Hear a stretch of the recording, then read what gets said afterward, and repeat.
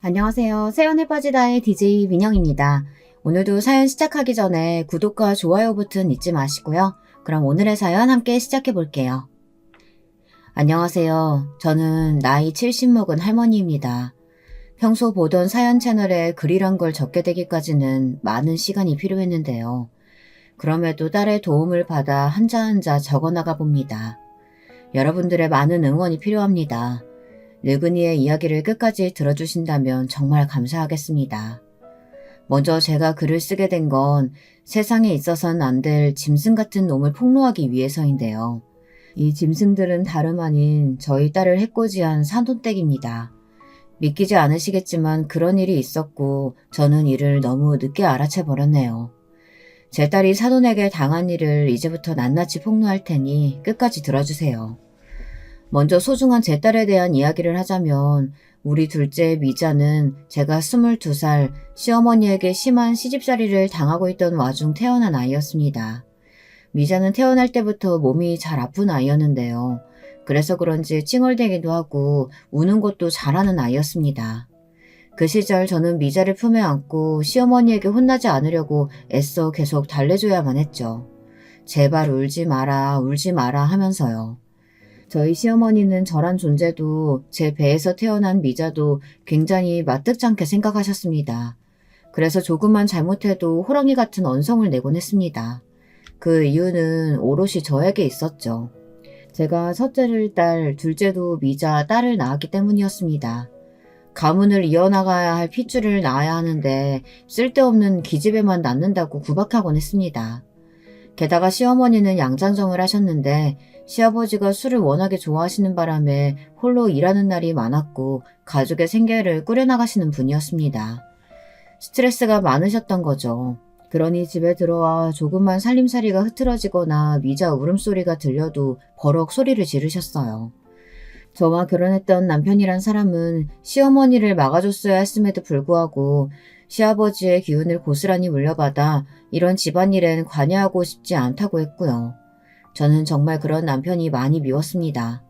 이혼을 생각하고 싶었지만 이혼이라는 건 그 시대에 있을 수 없는 일이었고 전 그럴 수 없는 막막한 현실이 서글프기만 했어요. 그러던 어느 날엔 시어머니가 집에 돌아와 버럭 성을 내는데 시아버지와 남편은 허허실실 웃으며 술이나 주고받고 있고 문득 제 처지가 너무 초라하게 느껴졌습니다. 그런데 그때 우리 미자가 너무나 대쪽 같은 태도로 자기 할머니 앞에 나서는 겁니다. 그때 미자 나이가 6살밖에 되지 않았는데 어린아이라고 믿어지지 않을 만큼 목소리가 또랑또랑했습니다. 너는 내가 없을 때 집안 살림 똑바로 하라니까 그것도 여태 안 하고 뭐 했던 거야? 그리고 미자 저 계집애는 왜 이렇게 쳐오고 난리야? 할머니, 우리 엄마 그만 괴롭혀요. 뭐라고? 내가 언제 네 엄마 괴롭혔다고? 매일 엄마 괴롭히고 힘들게 하잖아요. 엄마도 우리 돌보느라 힘들어요. 그러니까 그만해요. 나 엄마 우는 거 싫다고요. 이놈의 기집애가 못하는 말이 없네? 기가 차서. 그간 지금까지 자기 하고 싶은 말이라면 다 했던 시어머니는 미자를 보더니 기가 찬지 실소를 터뜨리곤 아무 말도 못하셨어요. 옆에 있던 남편이나 시아버지 역시 마찬가지로 벙쪄서는 미자를 바라보았습니다. 미자는 그렇게 제 인생의 봄날을 열어준 아이였습니다. 부모에게는 자식이어도 의지하고 싶고 의지가 되는 그런 자식이 있다고 하잖아요. 미자가 딱 그런 애였습니다. 그 후로 시아버지가 중풍을 맞아 쓰러지시고 제가 변을 치우는 굳은 일을 해야 했을 때도 미자는 제 옆에서 힘이 되어주었습니다. 제 언니인 첫째와는 다르게 야무지고 똘똘하게 손을 눌려 대신 변도 받아주고 청소도 도와주곤 했어요. 사실 우리 첫째 딸아이 역시 저의 아픈 손가락이긴 한데요. 첫째 미영이는 어렸을 적 시어머니에게 너무 많은 구박을 받아서인지 언젠가부터 이 집이 싫다며 자기는 나가서 좋은 남자를 만나 시집을 가겠다고 하더라고요. 엄마, 말리지 마. 나는 이 집이 싫고 무조건 부잣집 남자 만나 나갈 거야. 나는 계집애라고 맨날 구박받는 것도 지겹고 얼른 탈출하고 싶어. 틈만 나면 제게 이런 말을 하곤 했던 아이였어요. 그러던 이 아이가 정말 20살이 되자마자 동네 떡집 아들과 눈이 맞아 갑자기 제 곁을 떠나겠다고 하더군요. 딸애가 바라는 것만큼의 부자 아들은 아니었지만 동네 떡집 아들 정도면 집에 재산도 좀 있겠다. 저는 허락을 해주었어요. 첫 아이라 시집 보내는 기분이 남다르긴 했지만 마음속으론 저 아이가 저렇게라도 이 집을 탈출해 나가는 것이 좋긴 했습니다. 그때까지도 저는 시댁살이를 하고 있었어요. 시아버지가 돌아가시고 혼자 되신 시어머니를 남편이 굳이 꼭 우리가 모셔야 한다고 주장했기 때문입니다. 이때 저는 처음으로 목소리를 내어 왜 꼭 우리가 그래야 하냐고 차남도 있고 다른 자식들도 있는데 말했지만 남편은 단칼에 잘라버렸습니다. 그러면서 저를 야박한 사람으로 몰아가더군요. 제가 당했던 시집살이의 서름이나 고단했던 점들은 죄다 깔아뭉개면서요. 참 서러웠습니다. 누구에게라도 하소연하고 싶었지만 첫째는 이미 시집가 잘 살고 있고 셋째 아들은 학교 졸업 후 동네 양아치 같은 놈들이랑 어슬렁거리며 사고치고 다니느라 집에 들어오고 있지 않았습니다. 연락을 해도 닿을 길이 없었고요. 셋째 아들은 안타깝게도 시어머니의 사랑을 너무 많이 받고 자라서인지 남을 배려하는 일이나 남의 마음을 헤아리는 일엔 원체 관심이 없었어요. 좋은 성정의 사람이 될 수 있는 아이였는데 시어머니가 대놓고 남녀차별을 하는 탓에 어릴 때부터 제 누나들을 무시하고 이어서 언젠가부터는 저를 무시했죠. 그러니 저도 셋째 아들에겐 별 기대가 없었습니다. 그런데 그런 상황 속에서 우리 둘째 미자가 그러더군요. 엄마, 언젠가 내가 엄마 데리고 나갈게. 엄마, 나랑 서울에서 살자. 뭐? 내가 아는 언니가 미용실 하는데 사람을 구한다네. 내가 다른 건 몰라도 손재주 하나는 좋잖아. 언니 따라 미용일 배우면 어디 가서 굶지 않고 살겠지 싶어. 그때 엄마도 같이 가자. 네가 아는 언니? 응. 엄만 나만 믿고 이건 아무한테도 말하지 말고 있어. 알았지? 미자는 친언니와 몇 번 연락을 하는 것 같더니 어느 날 저에게 떠날 날짜를 조용히 알려주었어요. 물론 이건 비밀이었죠. 집안에 아무도 모르는 비밀이요. 다만 엄마로서 조금 셋째 녀석이 마음에 걸리긴 해서 엄마와 누나가 떠날 거라는 사실을 조용히 일러주었습니다. 사는 게 힘들 땐 찾아오라는 말도 했고요. 하지만 그러던 어느 날 청천벽력 같은 사건이 생기고 말았습니다. 깊은 밤중 미자와 함께 떠나려던 날 어떻게 알았는지 시어머니가 불이 나게 들이닥치신 겁니다. 그날은 시어머니가 동네분의 집에서 주무시고 온다고 하는 날이었기에 편하게 준비하고 떠날 수 있는 날이었는데 시어머니의 등장에 너무 놀라 가방을 떨어뜨렸어요. 시어머니는 저를 보자마자 대뜸 손을 들어 짝소리나게 뺨을 치셨고 그 다음부턴 떨어진 가방으로 저를 후지려 패기 시작했습니다. 미자가 울며 불며 말려봤자 시어머니의 꼬장꼬장한 기세는 당해낼 수가 없었어요. 그리고 그 옆에 아들이 멍한 얼굴로 이 상황을 바라보고 있었어요. 그제야 아들이 제가 그토록 비밀이라고 일렀던 것을 시어머니에게 말했다는 사실을 깨달았습니다. 도대체 아들은 무슨 생각으로 이 일을 말했던 것일까요? 시어머니는 온갖 험한 말로 저를 한 번 더 사지에 몰아넣었습니다. 어머니, 내 인연? 너는 사람도 아닌 짐승이다. 이 금수만도 못한 년 같은 이라고? 감히 혼자 살겠다고 여길 떠나려고 해? 네 남편이랑 날 버리려고 해? 너는 천하에 죽일 년이야. 너 같은 년을 내 며느리 삼고 지난 세월 떠받들어온 세월이 아깝다 아까워.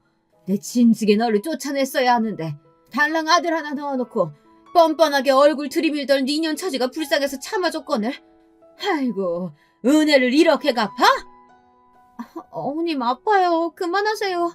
제발 그만 때리시라고요. 에이, 너는 더 맞아야 돼. 시어머니는 다혈질에 한번 눈이 돌면 무슨 일이든 하는 사람이었습니다. 갑자기 마당에 있는 차도를 집어들더니 그걸로 제 얼굴이며 등이며 찍어내리더군요. 너무 아파 비명을 지를 새도 없이 쓰러졌는데 피가 쏟아지는 와중에도 시어머니는 멈추지 않았습니다. 그런데 그 순간 우리 둘째 미자가 벌떡 일어나 시어머니를 거칠게 밀어내곤 말하더라고요. 미자 역시 차돌에 맞아 몰골이 엉망이었지만 미자의 목소리만큼은 또렷했습니다. 엄마가 뭘 그렇게 잘못했다고요. 우리 엄마, 할머니, 할아버지는 병수발 다 들고 아버지 바람까지 참아주며 사신 분이에요. 엄마 같은 분이 어디 있어요? 나는 이제 할머니도 징그러워요. 사람같이 느껴지지 않는다고요. 그만 엄마랑 저 보내주세요. 그리고 다신 연락하지 마세요. 오늘부터 할머니는 저랑 엄마랑 인연 끊고 사는 거예요. 미자는 무서워 몸을 떨면서도 자기 할 말을 다 하더니 끝끝내 제 손을 잡고 달리기 시작했습니다. 시골 마을이었기에 달려도 캄캄한 밤과 논두렁이 전부였지만 저와 미자는 숨도 제대로 쉬지 않고 달리었던 것 같습니다. 저나 미자 둘 다 아마 여기서 지금 나가지 못하면 영영 못 나갈 거라는 어떤 두려움이 있었던 것 같습니다. 그랬기에 1시간 동안 달리고 또 달리며 마을을 완전히 벗어났죠. 그렇게 미자와 저는 험난한 고생을 겪으며 서울로 올라왔습니다. 미자와 처음 서울에 도착해 미자가 구한 방이라는 곳에 도착했을 땐 둘이 누가 먼저랄 것도 없이 서로를 껴안고 엉엉 울었어요. 우리 모녀에게 있어선 지옥에서의 해방이었지만 그 해방에 이르는 과정이 너무나 험난하고 힘들었기에 눈물부터 난 것 같습니다. 아무쪼록 미자와 시작한 서울살이는 힘들었지만 나름 행복했어요. 처음으로 남편도 시어머니도 없는 생활이었지만 나이 40 넘어 이제야 자유를 찾은 기분이었달까요. 미자는 제게 말했듯 아는 언니의 미용실에서 일을 시작했고 저는 동네 식당의 주방 일을 시작했습니다. 하루 종일 서서 사모님 눈치를 보며 설거지하는 일은 힘들긴 했지만 그래도 그곳 서울은 미자에게나 저에게나 세상 어느 곳보다 아늑한 공간이었습니다. 또 미자와 제가 돈을 아껴 살았기 때문에 우리는 금방 돈을 모을 수 있었어요. 예전에 남편 밑에서 살았을 땐 그저 남편이 갖다 주는 돈으로만 생활하느라 제 돈이랄 게 전혀 없었는데 처음으로 제 돈이라는 게 생기고 그것을 실제로 만져보는 일은 정말 설레고 힘이 나는 일이었습니다. 쌓여가는 통장 잔고를 보는 일은 제게 있어 그 무엇보다 값진 보상이었죠. 이걸로 우리 미자 결혼할 때 몇 푼이라도 보태줘야겠다 싶은 마음으로 저는 한 푼이라도 모으고자 덜 입고 덜 쓰며 악착같이 일하고 모았습니다. 그걸 지켜보던 옆집 아줌마는 혀를 찰 정도였죠. 아이고, 딸내미 시집갈 때 뭐 얼마나 해주려고 그렇게 악착같이 살아. 옷도 사입고 새 물건도 사쓰고 그러지. 저번에 보니까 의류 수거하면서 옷 가져가던데 자꾸 헌옷만 입는 게 안타까워서 그래. 나이가 아주 많은 것도 아닌데. 아니에요. 저야 이미 좋은 시절 다 간 사람인데요, 뭐. 전 우리 미자만 행복하면 돼요. 그나저나 미자가 좋은 사람 만났으면 좋겠는데. 아주머니 혹시 주변에 괜찮은 청년 없어요? 청년? 글쎄, 있으면 소개시켜줄게. 근데 지금은 생각나는 사람이 없네. 저는 그 무엇보다 미자가 제 언니처럼 돈 많은 남자를 만나 하루라도 빨리 편안하게 살았으면 싶었습니다. 처음엔 첫째 미영이가 그냥 그런저런 집안에 시집갔으니 적당하게만 살았으면 좋겠다 싶었는데 사위인 떡집 아들내미가 가업을 이어가다 사업을 시작했는데 그게 잘 되면서 둘이 재산도 늘려가고 좋은 차도 끌고 다니기 시작하더군요. 그렇게 미영이가 의외로 자기 팔자를 피는 걸 보니 우리 둘째도 그런 남자 만나면 소원이 없을 것 같았습니다. 그런데 제 기도를 하늘이 들어주신 걸까요? 그러다 어느 날 옆집 아주머니가 호들갑을 떨며 차 한 잔을 하자고 하더니 둘째에게 너무 좋은 혼처가 나타났다고 하는 겁니다. 어딘데요? 뭐 하는 집안이래요? 글쎄, 내가 저번에 미자 엄마 말 듣고 교회 나가서 여기저기 잠깐 못 간 사람들 좀 알아보고 다녔는데 딱 한 명이 아직 안 가고 있더라고. 그 시장통에 국밥집 하는 아줌마가 하나 있는데 그 아줌마 첫째 아들인가 봐. 근데 국밥집은 워낙 오래전부터 해오고 장사도 잘 돼서 그냥 직원 두고 대충 왔다 갔다 하는 정도고 사실 여기 집안에 땅이며 돈이며 아주 기가 막히게 많다네. 아니, 그렇게 돈이 많은 집안이라고요? 근데 거기서도 며느리감을 찾는다나 봐. 첫째 아들이 자긴 결혼 안 하겠다고 어쩐다 자꾸 속썩인다네. 뭐 어디 하자 있는 건 아닌 것 같고 그냥 여자 보는 눈이 높은가 봐. 그래도 아줌마 딸내미 정도면 마음에 들어하지 않을까? 예쁘게 생겼잖아. 키도 늘씬하고. 돈이 많은 집안이라는 말이 제 귀에 가장 꽂혔던 말인 것 같습니다. 저는 이것을 둘째에게 전달했고 미자는 조심스레 생각해보겠다고 하더니 며칠 뒤 한번 만나보겠다는 말을 전해왔습니다. 지금 생각하면 저는 이 순간을 가장 후회합니다. 제가 제 손으로 딸을 지옥으로 보낸 것 같아서 말입니다.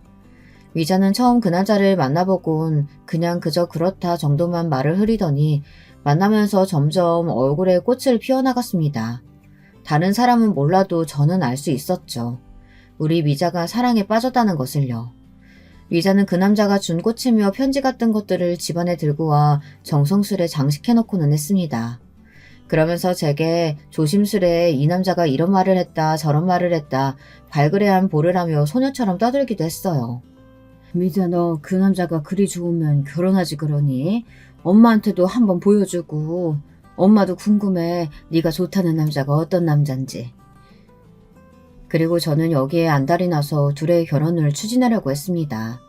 서로 마음에 들겠다, 조건도 좋겠다, 번개불에 콩복들 보내는 감이 있긴 했지만 언제 이런 조건의 남자가 또 나타날까 조바심이 든 거죠. 거기다 늘 일만 끝나면 파김치가 되던 내 딸이 난생 처음 이리 행복해하는 모습을 보니 결혼을 시켜야겠다는 생각이 굳혀졌습니다. 알겠어, 엄마. 내가 일단 그 사람이랑 얘기 나눠볼게. 그런데 이때 미자의 얼굴이 약간 어두웠습니다. 결혼을 원하지 않는데 나의 재촉이 압박으로 여겨지는 것인가 해서 네가 원치 않으면 조금 더 생각해봐도 괜찮다고 했지만 미자는 고개를 저었습니다. 아니야, 나도 이제 결혼해야지. 내가 결혼 안 하고 집에만 붙어있으면 엄마한테도 짐이 될 텐데. 미자는 알겠다며 자기도 남자와 이야기를 해보겠다고 했고 곧이어 며칠 뒤 예비사위가 저희 집에 밥을 먹으러 오게 되었습니다. 처음 만난 예비사위는 아주 싹싹하고 성격도 좋아 보였어요. 어른을 대하는 예의도 있어 보였고 또 자기 가정 하나는 건실하게 꾸려나갈 사람처럼 보였습니다. 저는 그 점이 가장 마음에 들었어요. 거기다 예비사위가 집안의 장남이었는데 형제들도 모두 의사, 검사 등 전문직이더라고요. 예비사돈땡 역시 소문대로 큰 사업을 하시는 분들이었고요. 하지만 그 말을 듣고 보니 조금 걱정스러웠던 점은 있었죠. 혹여라도 우리 둘째 아이를 막듯찮게 여길까 봐요. 거기다 당시 저는 남편과 이혼했고 남편은 처음부터 미자 결혼식엔 참석도 안 하겠다 못을 박았습니다. 자기 어머니한테 그러고 나간 게 괘씸하다면서요. 어이없었지만 수긍할 수밖에 없었죠. 싫다는 사람을 식당에 앉혀놓을 수도 없고 말입니다. 아무튼 홀 어머니란 조건까지 붙었으니 제 눈에야 세상에서 가장 자랑스러운 딸이지만 그쪽 집안의 기준에서 어떻게 비춰질지 모르는 일 아니겠어요. 그래서 저는 상견례 날이 다가올수록 긴장이 되었습니다. 엄마, 너무 걱정하지 마. 시부모님 다 좋은 분들이셔. 그건 아는데 그래도 엄마는 걱정되지. 엄마도 시집살이를 겪어봤으니까. 엄마, 오늘 옷 괜찮니? 촌스럽진 않지? 엄마, 오늘 세상에서 제일 예뻐. 대망의 상견례 날, 미자가 옆에서 저를 달래는 말을 해도 마음이 가라앉지 않았어요. 그리고 드디어 사돈 내외를 보게 되었죠.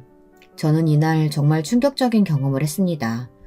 우선 사돈분들이 어떤 분들인지 무척 궁금했는데 제가 상상한 그 이상이었습니다. 입은 옷이나 말씨들 모두 고풍스럽고 우아함이 넘치는 분들이었어요. 그러다 혼수 이야기가 나왔는데 이때 안사돈의 말이 굉장히 마음에 걸렸습니다. 마치 저희의 처지를 비우는 말이었거든요. 근데 저희 집에서 집을 해갈 테니 혼수는 여자 쪽에서 준비하는 게 맞을 듯 싶은데 어떻게 생각하세요? 네, 괜찮습니다. 정말 괜찮으세요? 혹시나 여력 안 되시면 말씀하셔도 됩니다. 저희도 사는 수준 다 아는데 부담드리고 싶지 않아서요. 사는 수준이요? 그게 무슨 말인지. 제가 오래전부터 딸아이 결혼자금 명목으로 돈을 모아놨어요. 그리 큰 돈은 아니지만 딸아이에게 들은 액수 정도라면 저희가 해갈 수 있을 것 같은데요. 그래요? 예상 외네요. 네, 뭐 그러시다면 저희도 편한 마음으로 받을게요. 그런데 불쾌한 일은 여기서 끝나지 않았어요. 상견례장에서 코스 요리로 소고기가 나왔는데 안싸돈이 이러더군요. 근데 혹시 이런 거 드셔본 적 많으시죠? 네? 저는 소고기를 별로 안 좋아해서요. 고기 종류 자체를 잘 안 먹는 편이에요. 저희 딸애도 그렇고요. 그래요? 비싸서 못 드셨던 건 아니고요? 네? 아니에요. 농담입니다, 농담. 농담이라기엔 정말 기분이 묘해지는 농담이었죠. 거기다 이상하고 기분 나쁜 일이 한 가지 더 있었습니다. 딸아이의 신우가 될 사람도 함께 자리에 있었는데 저와 사돈댁이 말하는 와중에 계속해서 자리를 비우더라고요. 알고 보니 담배를 피우고 오는 거였습니다. 화장실을 가는 줄로만 알고 있었는데 제 옆을 스치면서 알싸한 담배 향이 풍겨져 나오더라고요. 물론 담배 피는 건 이해할 수 있었지만 상견례라는 중요한 자리에서 계속해서 자리를 비우며 담배를 피러 나갔다 오는 건 조금 실례이지 않나 싶었죠. 그래도 모르는 척하고 있었는데 갑자기 이런 말을 하며 산통을 깨더군요. 근데 우리 오빠한테 시집 왔으니까 세연이도 참 복이 많은 것 같아. 안 그래, 엄마? 내가 어디서 보니까 사람마다 다 사주팔자라는 게 있대. 우리 세연이는 팔자가 진짜 좋은 거지. 오빠 아내 되면 일 안 해도 되고 집에만 있으면 되잖아. 뭐 하는 거야? 그만하다니? 그래, 자중해라. 여기가 무슨 자리인데 그런 교양 없는 말을 하고 있어. 저 사돈, 죄송합니다. 얘가 요즘 말이 거치네요. 제가 바로 잡겠습니다. 아, 네, 괜찮습니다. 이미 제 기분은 상해버렸지만 사돈 어른들이 계속 사과를 하니 넘어갔습니다. 의사라고 들었는데 어떻게 공부도 많이 하고 똑똑한 사람이 이런 무례한 발언을 하나 싶었어요. 솔직히 제 딸도 미용실에서 정말 열심히 일하고 나름대로 손님들의 신뢰도 받으며 살아온 아이인데 왜 저런 말을 들어야 하죠? 딸아이의 상처도 상처지만 너무 화가 나더군요. 나중에 상견례장을 나오면서도 정말 복잡한 기분이 되었습니다. 저기 네 신우란 사람 보통 내기인가 아닌 것 같은데 왜 그런 거니? 엄마 아까 정말 너무 놀랐다. 아니 을사식이나 되는 사람이 저런다니. 원래 좀 성격이 모난 데가 있어. 나도 윤기 씨한테 들은 건데 어렸을 때부터 자기 주장이 강하고 눈치가 없어서 할 말 못할 말을 안 가리고 했대. 그래도 엄마 다행인 건 1년 후에 미국 가서 살 거래. 남편이 미국 사람이라. 지금도 한국이랑 왔다 갔다 한다고 해. 그러니까 그때까지만 참으면 돼. 그러니? 그래도 그렇지. 엄마는 아까 기분 많이 나빴어. 아휴, 상견례장에서도 그러는데 너랑 둘이 있을 땐 얼마나 그러겠어. 원래 시집살이가 제일로 힘들다잖아. 그래도 엄마 나는 씩씩하게 잘해나갈 수 있어. 그러니까 나 믿고 맡겨줘. 내가 시댁 사람들 다 휘어잡을 수 있다니까? 엄마도 알잖아. 우리 집안에서 나만 할머니한테 할 말 못할 말 다 하고 산 거. 덕분에 할머니 구박 엄청 받긴 했지만. 그러니까 너무 걱정하지 마. 모르겠다, 엄마는. 결혼식이 진행되기 전까지는 정말 내 딸을 그런 시누이가 있는 곳에 시집을 보내야 하나 고민이 많이 들었습니다. 저도 시집살이를 당한 입장에서 어쩔 수 없이 그런 생각이 들더라고요. 하지만 나중에 사위가 저를 따로 찾아와 무릎까지 꿇으며 대신 사과를 했습니다. 장모님, 정말 죄송합니다. 제 동생이 너무 큰 실례를 범한 것 같습니다. 제가 잘 단도리 했어야 되는데 미처 그러지 못한 것 같습니다. 기분 상하셨다면 정말 죄송해요. 아니야. 솔직히 나도 감정이 상하긴 했지만 자네가 잘못한 일도 아니지 않나. 이제와 결혼을 물을 수도 없고 일단 사과 받은 걸로 할 테니까 자네가 대신 잘 중재해주게. 우리 딸 고생하지 않게. 내가 부탁할게. 네, 꼭 그럴게요, 장모님. 이날 일단 사위가 저를 안심시키는 말을 믿고 넘어갔습니다. 사위는 딸이 시집살이 하지 않도록 반드시 자신이 중재하겠다고 했고 저도 사위만 믿겠다고 말했습니다.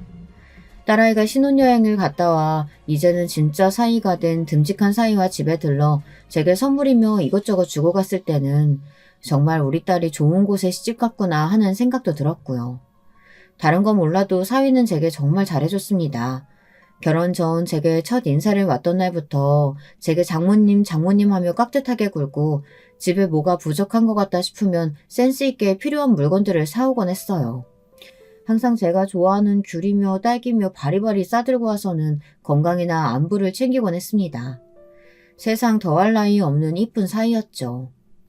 아이고, 이렇게 번번이 안 사와도 된다니까 그러네. 손무겁게 뭐하러 이런 걸 사와.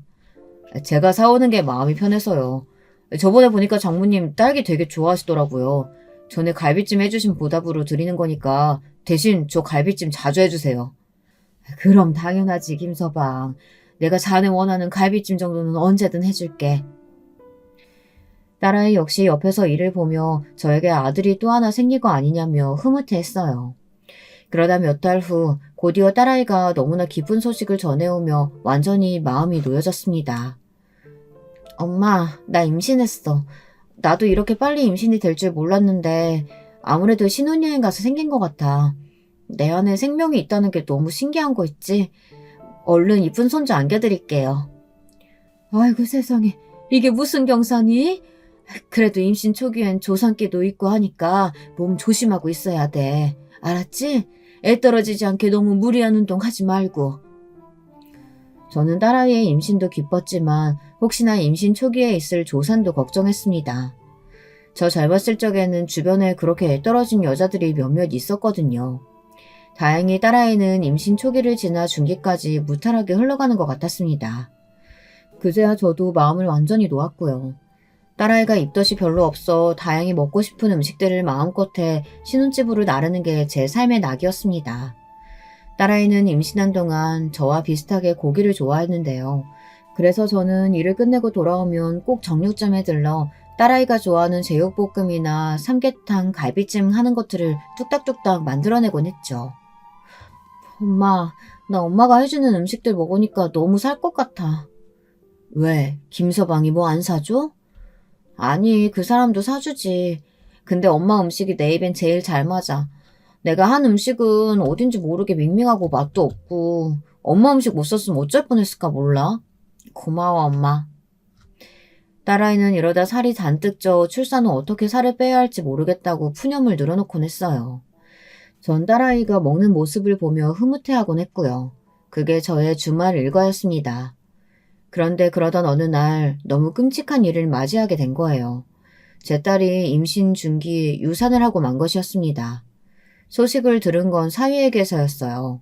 사위는 침울한 목소리로 이 소식을 전했고 저는 너무 놀라 병원으로 뛰어갔습니다. 정확한 이야기를 듣기 위해 의사 선생님을 만났는데 선생님은 종종 이런 경우가 있다면서 너무 낙심하지 말라는 말을 전해주시더군요. 하지만 딸은 이미 정신적으로 많이 피폐해져 있었습니다. 태동이 안 들려서 병원에 갔는데 세상에 이런 일이 있을 줄은 몰랐어. 엄마, 나 어딘가 마음이 너무 허해. 일단 대학병원 가서 아이부터 밖으로 빼내야 한대. 안 그러면 산모한테 합병증이 생긴다고. 딸아이는 힘없이 중얼거렸고 그 뒤로도 많이 힘들어했습니다. 아이를 잃은 기분이 어딘지 공허하다며 제 앞에서 눈물을 많이 보이곤 했죠. 다행히 딸은 그 이후 아이를 또 임신했고 이번엔 건강히 출산까지 했습니다. 딸아이가 첫 아이를 출산하고서 엄마 생각이 많이 난다며 너무 고맙고 미안하다는 말을 전하는데 저까지도 감격스러워서 눈물이 났어요. 갓난아이였던 딸이 어느새 어른이 되어 자식까지 낳는 엄마가 되었다니 참 시간 흘러가는 속도가 제 생각보다 빠르다는 걸 느꼈습니다. 딸아이는 남자아이를 출산했는데 시부모님이 남자라서 더 좋아하는 것 같다며 잘해주신다고 했습니다. 저도 그 말에 조금 안심이 들었고요. 제가 딸을 낳아 시집살이를 고되게 했기 때문에 딸만큼은 결코 그런 일로 구박받지 않았으면 했거든요. 하지만 그러면서도 딸에게 이렇게 말했던 것 같습니다. 시부모님이 잘해주신다니까 다행이네. 근데 엄마는 우리 손주가 여자라도 좋아. 엄마 돼야 남녀차별이 있었지. 손주라면 여자든 남자든 다 상관없이 예쁘다. 엄마, 나 안 낳고 보니 딸이고 아들이고 뭐가 중요한가 싶어. 내 자식인데 다 예뻐. 그나저나 엄마가 그런 말도 안 되는 이유로 시집살이 당했던 거 지금 생각해도 화나. 우리가 그때 빠져나오지 않았더라면. 딸아이는 말끝을 흘렸습니다. 그 이후 저는 남편과 이혼 도장을 찍고 연락을 하지 않았고 첫째 딸아이와 막내 아들만 간간히 연락을 하고 있었습니다. 막내 아들은 한 번씩 연락할 때마다 돈 달라는 부탁만 했기 때문에 야속하기도 했고요. 그럼에도 어찌되었건 제가 가장 사랑하는 우리 딸 미자가 행복해하는 모습을 보면 제 시름도 걱정도 사라지는 듯 했습니다. 그러던 어느 날 정말 충격적인 경험을 하고야 말았습니다. 제 모든 예상을 뒤엎는 경험이었어요. 제가 반찬을 만들어 딸네 집으로 향하는 길이었는데 사위의 모습이 보이더군요. 기쁜 마음에 사위를 부를까 하다 일단 손을 흔들었는데 저를 보지 못했기에 가까이 다가갔습니다. 그런데 혼자가 아니더군요. 젊은 여자의 목소리가 들렸어요. 오빠, 와이프한테 안 들어가 봐도 돼? 오늘 외박한다고 했어. 오늘 우리 둘이야. 진짜? 웬일이야? 역시 우리 오빠 박력 터진다니까? 너랑 있으려고 그런 거지. 오늘 어디 갈까? 전에 갔던 그 스테이크 집 갈까? 저는 놀란 마음을 추스르고 조금씩 다가가 여자의 얼굴을 확인했습니다. 둘은 연인처럼 바짝 붙어 다정히 손을 잡고 있더군요. 손이 떨려왔어요. 그토록 믿었던 사위는 바람을 피고 있었습니다. 애 엄마가 되어 힘들어하는 딸을 두고 말입니다. 저는 그 자리에서 바로 사위 쪽으로 걸어갔고 사위는 저를 보자마자 흠칫 놀라며 젊은 여자를 옆으로 밀어냈습니다. 장모님, 여기 어떻게 왔긴? 자네 지금 우리 미자 두고 바람 피는 겐가? 똑바로 말하게. 그게 장모님. 사위는 곧장 제 앞에서 무릎을 꿇으며 장모님이 생각하는 사이 아니다 이런 식으로 변명을 했습니다. 옆에 있던 젊은 여자는 상황을 지켜보다 도망을 가버렸고요. 내가 생각한 사이가 아니면 무릎은 왜 꿇어? 지금 장난하나 자네? 장모님 있잖아요. 제가 사실은 요즘 집사람과 사이가 안 좋았는데 저 여자가 꼬리치는 바람에 그만 넘어간 겁니다. 정말 생각하신 그런 거 아니에요. 머릿속으론 저도 이 상황을 어떻게 해야 할지 혼란스러웠어요. 사위가 말하는 걸 보니 둘째 딸은 사위의 바람을 전혀 눈치채지 못한 것 같았고요. 일단은 계속 길거리에 서 있을 수 없어 커피숍으로 들어갔는데 사위는 제 눈치를 한번 쓱 보더니 기어들어가는 목소리로 말하더군요. 저 집사람한테는 비밀로 해주시면 안 될까요? 집사람은 모릅니다. 다신 그러지 않겠습니다, 장모님. 정말입니다. 저는 사위가 어디서 어떻게 여자를 만났던 간에 다시는 이런 일이 있어서는 안 된다고 했고 나름대로 물샘 바가지를 틀어막기 위해 노력했죠. 허나 영원히 지켜질 비밀은 세상에 없다고 하죠. 딸아이가 저에게 전화 온 건 그로부터 한 달 후였습니다. 제게 애 아빠가 바람피는 것 같다고 토로하더군요. 한숨이 절로 나왔습니다. 이 모질한 놈을 어떻게 해야 할지 정말 속이 터질 것 같은 기분에 곧장 딸네 집으로 달려가 한바탕 난리를 떨었습니다. 사위는 똑같은 레파토리였고 딸은 애를 껴안은 채 펑펑 울고 있었어요. 사위의 상간녀는 사위네 회사의 격리였는데 심지어 딸네 집에 인사를 한번 오고 난 후 딸과 친구처럼 지내는 사이였다고 했습니다. 그러니 배신감도 상당했던 거죠. 딸은 사위를 더 이상 믿지 못하겠다며 이혼을 결혼했습니다. 엄마, 나 저 사람이랑 못 살겠어. 한번 바람핀 놈을 어떻게 믿고 살아. 우리 애 생각해서라도 참아보려고 했는데 아니야. 우리 애한테 저런 아빠 만들어주고 싶지 않아. 그런데 참 우스운 것이요. 제가 이날 무조건 딸의 이혼을 지지하고 찬성한 것이 아닌 애매한 태도를 취한 것이었어요. 저도 사위가 개차반이고 딸이 불행할 거란 사실도 알고 있었지만 그 순간 바닥을 기며 앵앵대는 손주가 너무 불쌍한 겁니다. 아빠 없이 자랄 손주가요. 그러니 원하는 대로 해라 라고만 말하고 딸네 집에 나와버렸어요. 딸은 그 이후 이혼을 선택할 것 같았지만 막상 그러지 않았습니다. 슬프게도 저와 같은 이유였습니다. 엄마, 한 번만 봐주기로 했어. 딱 한 번만. 결의가 느껴지는 딸의 말이 얼마나 속상했는지 모릅니다. 둘이 다시 그대로 산다는 소식을 듣고선 얼마나 사위를 야단치고 어르고 달래고 온갖 짓거리를 했는지 모릅니다. 제발 마음 잡고 살아달라고 눈물로 빌기도 했어요. 특히 바깥 사돈이 상견례장 때는 워낙에 무뚝뚝해서 어떤 분인지 몰랐지만 나중에 사위가 바람을 폈다는 말을 듣고선 아주 호되게 꾸짖으셨다고 하더군요. 한 번만 더 바람을 피우고 싸돌아다니면 호적에서 파버릴 거라는 말씀까지 하셨다고 해요. 그 말에 사위가 제대로 겁을 먹었고요. 바깥 사돈은 제게 따로 전화까지 해 폐를 끼쳐 죄송합니다. 자식 교육을 잘못시킨 제 탓입니다. 이런 짧은 말씀을 전하기도 하셨습니다. 안사돈께서는 아무런 연락이 없었지만요. 마치 남자라면 다들 한 번쯤 바람피는 게 당연하다는 식의 꼿꼿한 태도였습니다. 기분 나빴지만 그 집에 경우 있는 양반이 한 사람이라도 있다는 것이 다행이다 싶었어요. 다행히 딸내에서 5년간 안 좋은 소식이 들리지 않았고 둘째 손녀까지 출산하여 그럭저럭 잘 살아가는 것 같았습니다. 저는 당시 막내 아들이 사고를 치는 바람에 그 사고를 뒷수습하고 다니느라 정신이 없어 딸내에는 큰 신경을 써주지 못했고요. 다름 아닌 이 녀석이 어디다 돈을 투자했다 그게 잘못되는 바람에 경찰서를 왔다 갔다 해야 했습니다. 그런데 변호사를 선임하는 과정에서 돈이 나가야 했거든요. 아들은 당연히 그 돈을 충당할 여력이 없으니 제가 해주어야 했죠. 노후 자금으로 모으고 있던 돈은 그렇게 자식에게 다 가버리고 말았답니다. 엄마, 미안해. 내가 언젠가 반드시 꼭 성공해서 갚을게. 고마워. 그리고 작은 누나한테도 미안하다고 전해줘. 내가 작은 누나한테 돈 여러 번 빌렸거든. 그리고 이날 저는 몰랐던 사실을 알게 되었습니다. 바로 막내놈이 우리 둘째 미자에게 돈을 여러 번 빌렸다는 사실을요. 그 순간 이놈이 어찌나 얄밉고 밉상스럽던지 가뜩이나 힘들게 살고 있는 딸에게 저 몰래 돈을 빌렸다고 하니 한 대 패주고 싶은 심정이었습니다. 또 미자가 저에게 한 번도 그 부분을 말하지 않았다는 것이 엄마 입장에서는 안쓰럽고 그렇더군요. 나중에 미자에게 말하니 미자는 웃으며 말했습니다. 아이, 엄마, 별거 아닌데 뭐. 큰 돈도 아니었어. 동생이 빌려달라는데 그럼 어떻게 외면해. 너무 그러지 마. 내가 빌려주고 싶어서 그런 거니까. 그래도 혹시나 사돈떼기 하시면. 아니야, 어머님은 아셔도 아무 말 안 하셔. 좋은 분이야. 우리 착한 미자는 그런 식으로 또 무마하더군요. 그런데 그러던 어느 날 충격적인 사건이 일어났습니다. 운명처럼 딸아이 신우란 사람과 안싸돈이 나눈 뒷이야기를 듣게 된 겁니다.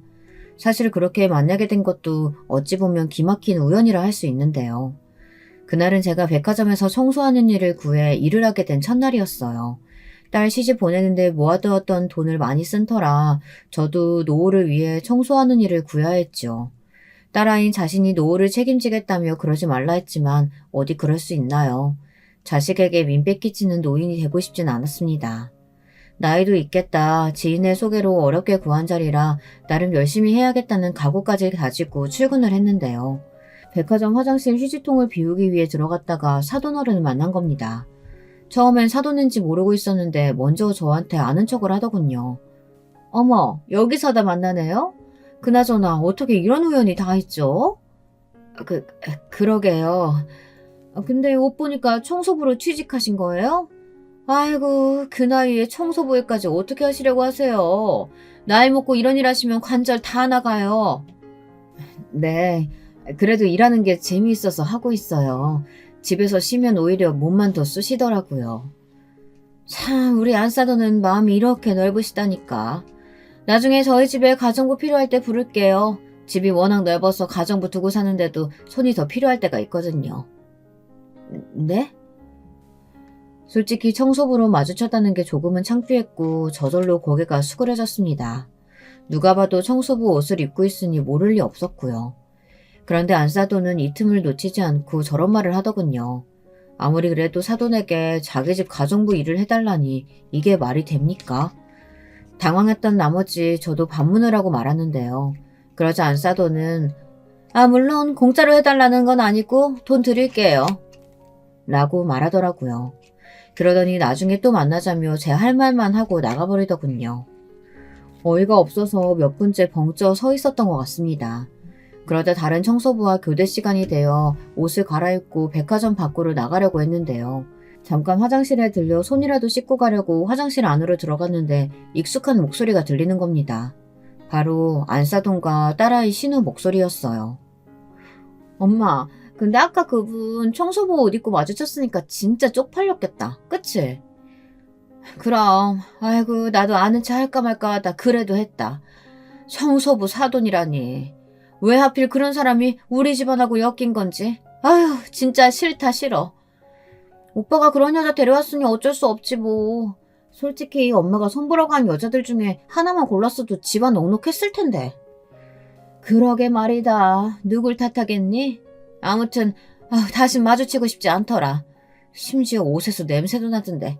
여기 백화점 청소부들은 옷도 제대로 안 빠나 봐. 내가 민원이라도 넣어야겠어. 직원 관리를 도대체 어떻게 하는 건지. 그러니까 엄마 오늘 내가 가서 백화점 담당자한테 따질게. 저런 사람이 청소부로 일하면 백화점 매상 확 떨어질걸? 걸어다닐 때마다 냄새나서 손님들 불쾌할 거 아니야. 그리고 저기 뭐야 오빠한테 들었는데 새언니 친정에 돈까지 퍼줬다며? 그 집 막내 아들 사고 쳐서? 그래 내가 열받아 혼났다. 진짜 지지리도 없는 집구석이야. 자식 새끼들까지 다 그 모양이니. 처지가 불쌍해 봐준 거다. 순간 모멸감이 확 치솟아 얼굴이 붉어졌고 도저히 그 자리에 있을 수 없어 도망치듯 나와버렸습니다. 머릿속에선 계속해서 그들의 대화 내용이 맴돌았어요. 저를 능욕하는 말들, 제 직업을 가지고 함부로 찌어대던 말들, 그 모든 말들이 상처가 되었습니다. 눈물이 주룩주룩 흐르는데 그 와중에 갈 곳은 없어 근처 서점에 가 몸을 녹이며 하염없이 흘러내리는 눈물을 닦아내렸죠. 그런데 사람의 인생이란 참 묘합니다. 가장 힘들고 마음이 무너져 내리는 상황에서 사위에게 전화가 온 겁니다. 사위는 제 목소리가 안 좋으니 대뜸 무슨 일이 있냐고 물었고 저는 고지고대로 소리치며 말해버렸어요. 사실 그 순간엔 감정을 참을 수가 없었거든요. 사위는 저희 집으로 딸과 함께 찾아와 또 무릎을 꿇고 죄송하다고 하더군요. 저는 이날 사과를 받으면서도 기분이 무덤덤했습니다. 사위가 제게 사과할 일도 아니었고 다름 아닌 제게 용서를 빌어야 할 장본인은 따로 있었으니까요. 하지만 정작 그 장본인들은 제게 어떤 연락도 취하지 않았습니다. 오로지 저 혼자만 감정을 삭혀야 했을 뿐이었죠. 더군다나 안사돈이란 사람은 정말 뻔뻔하더군요. 나중에 딸까지 이 상황을 알고선 이혼을 하겠다 뭐하겠다 난리를 치며 사태가 커지자 저희 집으로 찾아온 겁니다. 제게 위로금이라며 돈을 전달하더군요. 이 정도면 됐겠죠? 뭐가 됐나요? 아시잖아요. 더 큰 문제 만들지 말죠. 가족끼리. 어이가 없어 따지려고 드니 안사돈은 더 큰 무기를 꺼내들었습니다. 제가 상상치 못했던 부분이었어요. 제가 말실수했고 사돈 기분 언짢게 해드렸다면 죄송합니다. 그런데 사돈, 저도 할 말은 많습니다. 우리 맏며느리가 자기 동생 챙긴답시고 우리 아들 돈을 몇 번이나 가로채 갔어요. 애가 요즘 일하느라 얼굴살이 쏙 빠져서 보고 있으면 안쓰러워 죽겠다니까요? 사돈도 알고 계셨죠? 그건 알고 있긴 했지만 네, 모두 제 아들 돈이에요. 아시다시피 우리 며느리는 집안에서 살림만 하니까요. 마치 안사돈은 그게 대단한 무기라도 되는 듯 제 딸이 집에서 자기 아들 등골 빼먹는 존재라는 듯 말을 이어갔습니다. 제가 친정에 그렇게 돈 퍼나는 거 아니라고 그렇게 말려도 말을 안 듣더라고요. 며느리는 결혼하면 출가 외인인 것을 우리 며느리만 몰라요, 사돈. 큰 액수는 아니었다고 들었습니다. 자그마치 5천만 원이에요. 5천이 누구 동네 개 이름인가요? 그 말에 말문이 턱 막혀버렸습니다. 사실 저야 더 쏘아붙이고 싶었죠. 근데 언제 왔는지 모르게 제 딸이 뒤에 서 있더라고요. 알겠습니다, 사돈. 그 돈 제가 갚아드리죠. 그러니 지금은 나가주세요. 위로금도 필요 없습니다. 갚을 거란 기대도 안 해요. 이런 집구석에 어떻게 5천이 있겠어요. 참, 아직도 전 이날을 잊을 수가 없네요. 그런 말을 하고 나가는 안사돈이라는 작자나 제 딸의 무너진 얼굴이나 저의 처량한 모습, 이 모든 것들이 거실 유리창으로 비춰오는데 가슴이 꽉 막힌 듯 했습니다. 그 뒤로 전 둘째 딸과 오랫동안 연락하지 못했습니다. 제가 걸어도 딸 쪽에서 받지를 않았어요. 그런데 사람 일은 참 묘합니다. 이렇게 무너져 있을 때 뜻하지 않은 좋은 우연을 만나게 되니까요. 어느 날 갑자기 아들에게서 전화가 오더군요. 오랜만에 걸려온 아들의 전화라 반갑기보단 어색하고 얼떨떨했습니다. 그래, 무슨 일이냐? 너 혹시 사고라도 친 게야? 엄마, 사고는 무슨... 반가운 소식 전해주려고 전화했지. 반가운 소식은 무슨... 너 이번에도 전처럼 돈 해달라고 전화한 거 아니지? 엄마 돈 없다. 먹고 죽을래도 없어. 엄마, 무슨 그런 말을 해. 나 철들었어.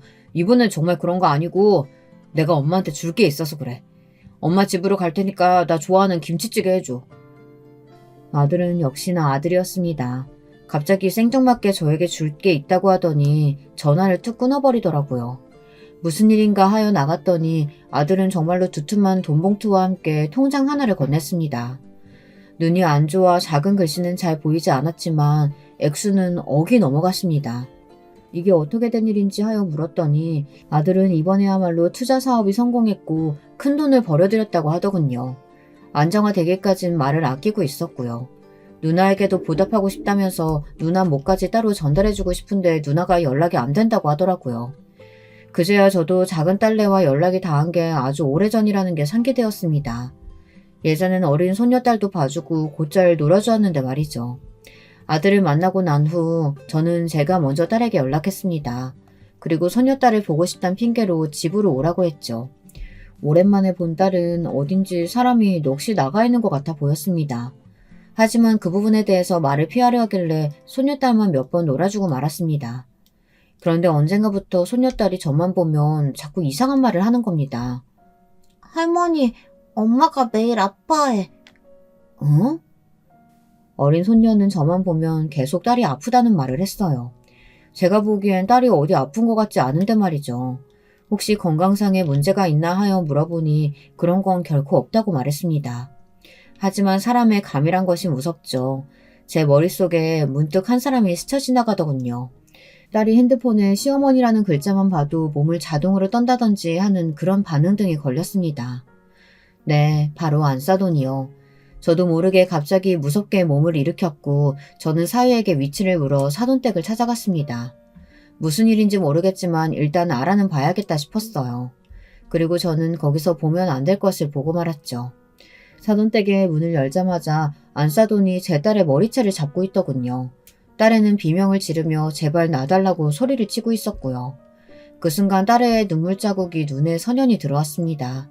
사돈이란 여잔 가정부가 하는 말도 못 듣고 딸애에게 소리를 버럭버럭 지르고 있었습니다. 야 이년아, 너는 시녀야. 내 아들 시녀라고. 시녀 주제에 내조할 것이지. 어디서 애 둘 낳았다고 유세 부리고 지랄이야. 야, 너 아직도 내 아들 한 번 바람핀 거 가지고 지랄 떠니? 네가 잘했어 봐. 내 아들이 그랬겠어? 저는 곧장 달려가 있는 힘껏 내리쳤습니다. 그리고 무슨 일이 일어났는진 기억이 드문드문 납니다. 나이 70에 무슨 힘이 그리 있었겠냐마는 안사돈은 제게 뺨을 맞고 그대로 쓰러져 버렸고 저는 딸애를 끌고 나왔습니다. 그러고 나서 모든 절말을 알게 되었어요. 딸애는 지금까지 엄청나게 무수한 가학적인 행위들을 당해왔었습니다. 사위란 놈은 계속해서 바람을 피워댔고 딸아이가 시어머니에게 사위의 그런 행동을 막아달라 하면 저런 식으로 머리채를 잡았다고 합니다. 이 외에도 시어머니는 분수도 모르고 날뛰는 자기가 싫다며 청소부 딸년이란 말을 하며 머리채를 잡았다고 해요. 나중엔 시어머니가 너무 무서워 도망칠 의지도 잃었다고 합니다. 그 말을 듣는데 몸이 부서질 듯 아파오더군요. 제가 겪었던 일, 아니 그보다 더 심한 일을 딸아이가 또 겪고 있는 것이니까요. 저는 바로 딸아이가 지금까지 모아놓았던 증거를 바탕으로 법적 소송을 걸었고 최고의 변호사를 선임했습니다. 막내 아들이 흔쾌히 도와주었고요. 미자야, 엄마는 있잖아. 신이 있다면 반드시 그 못된 짐승 같은 놈들 반드시 벌받게 해줄 거라고 생각해. 정말이야. 엄마, 고마워. 엄마 없었으면 어쩔 뻔했는지. 엄마한테 너무 고맙고 미안해. 정말 다행스럽게도 하늘은 저희 편을 들어주셨습니다. 가학적인 행위를 일삼았던 사돈은 법적 처벌을 무겁게 받았고 이혼 소송에서도 위자료를 받았습니다. 물론 딸아이의 정신적 피해 보상이 되기에는 너무나 작은 액수지만요. 요즘은 딸아이의 정신 건강을 위해 막내 아들이 준 돈으로 전원주택을 사서 그곳에 들어가 살고 있습니다. 부디 딸아이가 완쾌하길 바랄 뿐입니다. 또 우리 손주들 역시 마음의 상처를 잘 극복하길 바랍니다.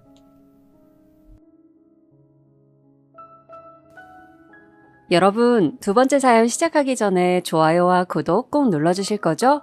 그럼 두 번째 사연 바로 시작합니다. 오늘은 어떤 사연자분께서 저희를 그 사연 속으로 빠져들게 해주실까요? 저와 함께 이 사연을 만나보시는 동안 여러분의 시간이 행복하기를 바랄게요. 그럼 바로 만나보실까요? 안녕하세요. 저는 유튜브에 사연 채널들이 존재한다는 것을 알게 된 이후로 완전히 푹 빠지게 된 사람이에요. 라디오처럼 틀어놓고선 다른 볼일을 보면 좋더라고요. 특히나 집안일을 할 때도 말이죠. 청소를 하면서 사연에 빠지다를 틀어놓으면 지루하지도 않고 기분 탓인가 괜히 일의 효율도 늘어나는 느낌이 든답니다. 저도 사연을 보내고 싶은 마음이 들어서 고민을 혼자 오래 하다가 용기를 내보게 되었어요. 혹시 여러분도 TV를 시청하실 때 오래 봐왔기 때문에 그만큼 오랜 세월을 알아온 연예인들을 보면 옛 생각에 잠기시고는 하나요? 저희 친정엄마께서는 그런 분이셨어요. TV를 시청하시다가 당신이 잘 아는 중견 배우들을 보시면 꼭 그 사람들과 얽힌 이야기를 늘어놓으셨답니다. 저 배우가 예전에는 어떤 일에 휘말렸었다느니, 또 저기 배우는 어떤 작품 찍을 때 나는 무슨 일을 하고 있었는데 그때는 참 살기가 어떠했었다느니, 이런저런 이야기를 주절주절 늘어놓는 버릇이 있으셨죠. 저는 제가 나이가 들기 전에는 친정엄마의 그런 면들이 잘 이해가 안 갔고 그저 왜 저렇게 TV를 보시면서 말씀을 많이 하시는 건가 하는 투정이 속으로 들었을 뿐이었습니다. 그런데 참 신기한 게요. 제가 슬슬 나이가 들다 보니까 그런 친정엄마의 모습을 닮아가더라고요. 제 또래의 여자 연예인들이 결혼 소식을 줄줄이 대중에게 알려오는 것에 저는 참 많은 감상이 들었답니다. 저것들은 20년 전에도 저렇게 생겼었는데 세월이 흘러도 어쩜 거의 똑같구나. 요즘 세상에는 40대 초혼이 정말 아무렇지도 않아졌구나 하는 생각들을 한참 했었네요. 저는 40대 여자입니다.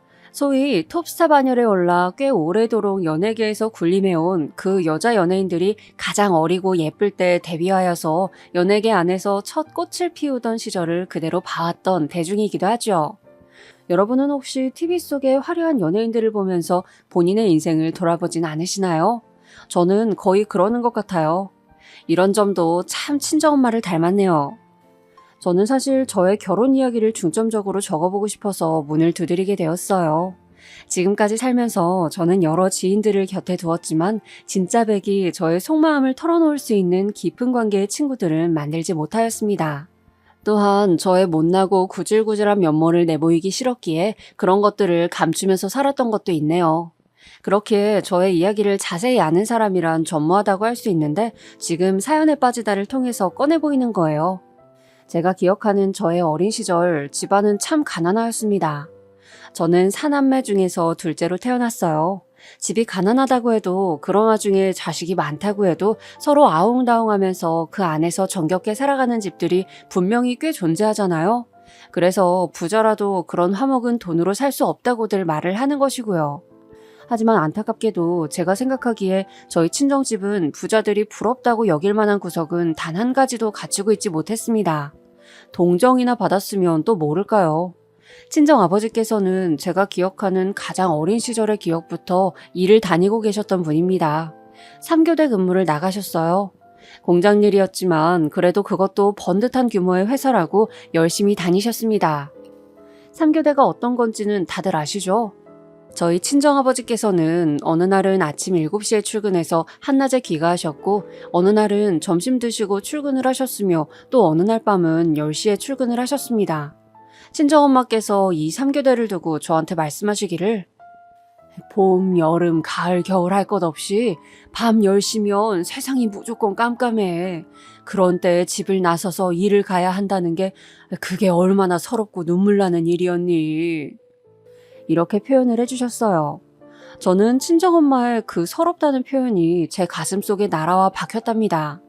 두고두고 곱씹을수록 저를 서글프게 만들었죠. 추운 겨울이면 이불 밖으로 조금도 몸을 빼기 싫은 밤이었는데 그 새카만 어둠 속으로 추위와 맞서며 출근하셔야 했던 분이 바로 친정아버지셨던 거예요. 이렇게 사는 모습을 요즘의 어리고 젊은 세대가 바라본다면 어떻게 반응을 해올지 저는 예상할 수 있습니다. 그러길래 왜 애는 넷이나 낳아서 그렇게 사느냐, 자식 4명을 전부 다 풍족하게 키워줄 수 있는 형편도 안 되면서 그런 집에 태어나고 싶은 아이는 없었을 거다, 이런 식으로 보겠죠. 인터넷에 그 어느 사이트를 가보아도 또 유튜브만 보아도 요즘 세대의 정서를 알 수 있으니까요. 그런데 저는 그 시절과 지금이 결코 같지 않다는 의견을 내놓고 싶네요. 가난과 무지가 혐오스럽게 비춰지는 현 세대에게 그 시절에 대한 이해를 구하고 싶진 않고요. 다만 비난은 안 해주었으면 좋겠어요. 요즘 10대, 20대들은 아주 어렸을 때부터 스마트폰이며 각종 인터넷 사이트를 통해 세상 돌아가는 걸 너무 빨리 알고 배우는 데다가 무척 약삭 빠릅니다. 초등학생 그 어린아이들끼리 자기들끼리 급을 나눈다는 이야기 혹시 접해보셨나요? 누구는 고급 브랜드 아파트 살고 누구는 낡은 주공 아파트 살고 또 누구는 빨간 벽돌집 9억 빌라에 월세 들어서 살고 이런 걸 아이들이 따지는 현황을 보면 기함하게 됩니다. 이런 판국이니 가난한데 애까지 많은 집은 요즘에는 남들로부터 손가락질을 받죠. 그래서 결혼하는 사람들도 줄어들고 출산율도 곤두박질 치나 봅니다. 내 한 몸 건사해서 즐겁게 사는 것이 낫지 결혼을 해서 TV 속의 육아 예능 프로그램에 나오는 연예인 자식들만큼 내 자식한테 해줄 자신도 없는데 애까지 낳고 싶진 않으니까요. 오죽하면 출산율을 떨어뜨린 주범이 연예인들이 자기 자식을 키우는 모습을 보여주는 육아 예능 프로그램이라는 얘기까지 있을까요? 혹시 결혼해서도 아이를 안 갖는 자식 부부를 두셨다거나 혼기가 다 찼는데도 결혼 생각이 없는 자식을 두신 분들이 계시다면 옛날과 현재가 상황이 같지 않음을 필히 고려해서 그들을 이해해 주셔야 할 거예요. 저희 친정부모님께서는 특별히 자식 계획을 세우신 것은 아니었지만 그렇다고 무분별하게 자식을 가지신 것은 아니라고 말씀하셨습니다. 그러니까 아무 생각도 없이 그저 없는 형편에 무조건 아이만 낳은 부모는 아니었다는 것이죠. 두 분께서는 막연하게 아들 둘, 딸 둘 이렇게 낳으면 좋겠다고 생각을 하셨었대요. 그렇게 된다면 정말 이상적일 거라고 여기셨다고 합니다. 그 생각이 현실이 되는 바람에 두 분께서는 무척 신기해하셨다고도 했고요. 이것은 첫째인 집안의 장남, 저희 오빠가 저에게도 똑같이 말을 해준 부분이니까 확실한 진실이에요. 친가와 외가 모두 형편이 썩 좋진 못했는데 특히 친가는 가족들끼리 사이가 안 좋았습니다. 외가는 집안 사정 때문에 식구들이 한때 뿔뿔이 흩어져서 살았어야만 했다고 하고요. 그렇기 때문일까요? 저희 친정부모님께서는 단란하고 화목한 가정을 꾸리는 것에 무척 뜻이 강하셨대요. 서로를 닮은 자식들을 낳아서 사랑으로 보듬어주고 잘 키워주고 싶다는 열망이 크셨던 것입니다. 첫째 아들, 둘째 딸, 셋째 딸, 넷째 아들 이렇게 4남매가 태어났습니다. 친정아버지께서는 저희 남매들을 위해 한파주의보가 내려 세상이 꽁꽁 얼었던 겨울에도 그 늦은 밤에 어둠과 추위를 가르며 출근을 하셨어요. 친정엄마께서는 저희 남매들을 키우시면서 동네 아주머니 두 분과 부업 일을 하셨고요. 저희 친정 집안은 그런 집이었습니다. 이렇게 하루하루 열심히 살다 보면 반드시 쥐구멍에 벼뜰 날이 올 거야. 조금만 더 이를 악물고 버티면 더 좋은 환경에서 살 수 있을 거란다. 친정엄마께서 저희 남매들에게 해주셨던 그 말씀을 저는 믿었습니다. 그렇게 될 것을 의심하지 않았더랬죠. 아주 어렸을 때라 기억이 너무 흐릿하지만 제가 6살 때까지 살던 집은 단칸방이었는데 7살 때 이사를 갔습니다. 집에 방이 따로 2개가 있다는 것만으로도 너무 행복했어요. 6식구가 살기엔 그 집도 좁은 집이었으나 단칸방을 벗어났다는 것 자체가 그때는 즐거웠었거든요. 그 변화를 기억하기에 저는 친정엄마의 말씀을 믿을 수 있었고 기대에 부풀 수 있었습니다. 부모님 말씀 잘 듣고 공부 열심히 하고 그러면 앞으로 더 우리 집이 잘 살 수 있겠지? 미래의 부모님 집은 부자가 되어 있을 거고 나는 엄청 멋진 사회인이 되어 있을 거야. 어렸던 저는 달콤한 꿈에 취해 있었습니다. 떡볶이 한 컵도 100원짜리 불량식품 과자 한 봉지도 소중하고 맛있게 먹었던 그때를 지나며 더 나은 미래를 그렸습니다. 그러나 하늘은 무심하였습니다. 바로 제 아래 동생인 저희 집 셋째, 제 여동생이 갑자기 아프기 시작하였어요. 어렸을 때라 무지하였기에 그 시작점이 언제였는지조차 저는 정확히 몰랐습니다. 병명은 백혈병으로 드러났는데 이것도 좀 늦게 밝혀졌던 것으로 기억을 해요. 늦게 알아냈던 것이 화근이 되었는지 아닌지까지는 모르겠습니다. 여동생 이야기를 먼저 꺼내고 싶지 않아서 저는 계속 피해왔고 집안에서 워낙 금기처럼 여겨지는 이야기였기에 세월이 흘러서도 그때의 정확한 상황을 알지 못했습니다. 그때 여동생은 백혈병으로 드러나서 투병 생활을 하셨고 친정엄마께서 그 곁에 붙어서 매달리셨습니다. 친정아버지께서 벌어오셨던 돈은 족족 모두 병원비로 나갔고요. 3교대를 하시던 친정아버지의 일정이 너무 헷갈려서 제가 밥을 안 차려도 되는 때에 차리기도 했었고 일을 나가시는 줄도 모르고 아무것도 안 했는데 친정아버지께서 출근 준비를 하시길래 깜짝 놀라서 아연실색을 했던 적도 있었습니다. 지금 돌아보면 우습고도 가슴 아픈 추억이네요. 어린 집안의 막내, 남동생을 오롯이 챙겨야 하는 것도 저의 몫이었죠. 저는 그저 친정엄마께서 여동생의 손을 잡고 집으로 돌아오시기만을 기다리면서 묵묵히 감내했던 것 같습니다. 그때는 어렸을 때라서 간과하였지만 장남인 오빠도 그 당시엔 심경이 무척 복잡했던 것 같아요. 되게 울적해했고 힘들어했던 것 같네요. 오매불망 저희 식구들이 기다렸던 여동생은 그 언제인가 퇴원을 했었습니다. 그러나 얼마 안 있어서 다시 입원을 했고 그 후로는 다시 퇴원을 하지 못한 채로 끝끝내 하늘의 별이 되었습니다. 불쌍한 우리 딸. 이렇게 없이 살고 배운 것도 없는 집안에 셋째로 태어나지만 않았어도 분명히 더 오래 살았을 것을, 더 행복하게 살다가 떠났을 것을, 왜 내 자식으로 태어나서 이렇게 불쌍하게 떠났어야만 했냐. 내가 미안하다. 친정아버지께서 죄 피부가 거칠어진 얼굴을 손으로 쓸어내리시며 눈물도 계속 닦아내셨던 그 모습이 저에게는 인상 깊게 남아 있습니다. 그 순간의 모습이 너무 슬퍼서 가슴이 옥죄어 왔던 것 같아요. 그때는 스마트폰이랄 게 어디 있나요? 만화 영화가 시청률이 40%가 넘게 나오기도 했던 시절입니다. 기껏해야 TV로 공감대를 형성했던 시절이었어요. 그러니까 저는 저희 집안의 가난이 어느 정도의 수준인지, 남들과 비교했을 때 얼만큼 떨어지는지 이런 것을 아예 몰랐고 관심조차 없었습니다. 가난해서 짜증나고 서럽기는 하지만 남들도 이 정도로 사는 사람들이 많을 거라고 막연하게 생각했었으니까요. 하지만 여동생의 죽음으로 처음 그런 것들을 인지하게 되었어요. 여동생이 떠나고 나서 남겨진 병원비로 지게 된 빚 때문이었죠. 생명 하나를 잃었는데 빚은 남겨졌다? 이 사실이 어렸던 저에게 미칠 듯한 충격으로 다가왔습니다. 갑자기 세상이 다르게 보이기 시작했어요. 제가 그 정도였으니 저보다 머리가 굵었던 오빠는 어떻겠나요? 아주 착잡했겠죠. 집안 분위기는 점차 개판이 났습니다. 친정아버지께서는 언제부터인가 술을 드시기 시작하였고요. 친정엄마께서도 많이 변하셨습니다. 그땐 몰랐지만 지금 생각하면 친정엄마께서는 우울증을 앓으셨던 것 같아요. 여동생의 병상을 내내 지키셨던 분이 바로 친정엄마이셨는데 끝내 여동생이 병마를 이겨내지 못한 데다가 남은 자식들을 돌봐야 하지, 빚도 갚아야 하지, 이런 상황들이 있으니까 친정엄마께선 당신 스스로의 상태를 점검해 보실 수도 없었던 것입니다. 그때는 우울증이라는 개념 자체가 희소했었어요. 정신과라든지 상담 치료라든지 그런 게 어디 있나요? 정신질환 관련해서는 정신병원밖에 사람들이 몰랐던 시절입니다. 오죽하면 치매라는 개념조차 널리 알려지지 않아서 그저 나이 많으신 노인분들이 이상행동을 하면 노망 들었다고 표현을 했었을까요?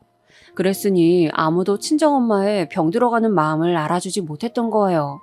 기쁠 일 하나 없는 집구석에서 웃을 일도 없으니 왠지 식구들끼리도 서먹해지는 느낌이었습니다. 여동생이 떠나고 나서 1년이 지났을 때 저는 그래도 제가 딸이랍시고 친정엄마께 힘이 되어드려야겠다는 결심을 하게 되었어요. 위로를 건네드리고 싶었고 든든한 버팀목이 되어드리고 싶었습니다.